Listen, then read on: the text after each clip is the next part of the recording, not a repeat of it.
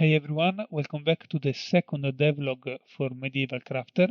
In this update I've made some progress by integrating 3D models for resources and tools obtained for free from Unity Asset Store.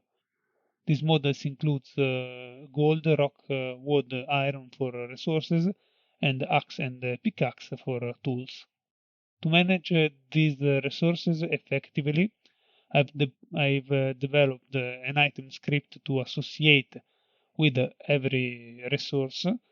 This script has various parameters such as item name, quantity, sprite, that is the image that will represent item in inventory, tool name, that will be automatically extracted when the player approaches the resource. The item description, item health, that is the current health of a resource, max health, that is the maximum health of a resource, and then I will add more and more parameters.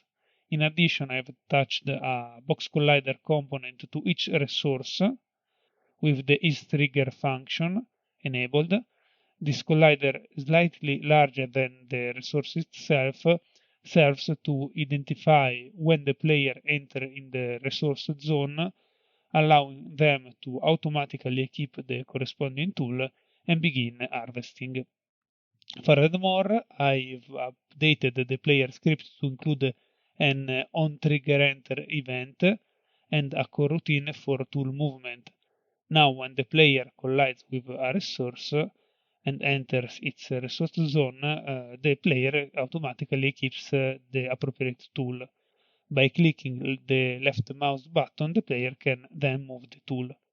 To provide guidance to the player, I've implemented the dynamic text that activates when the player is near a resource, and in this case it will suggest to use the left button to collect the resource. As you can see now, the player extracted the tool and it can move it. Stay tuned for more updates in future devlogs. Thanks for joining me in this journey.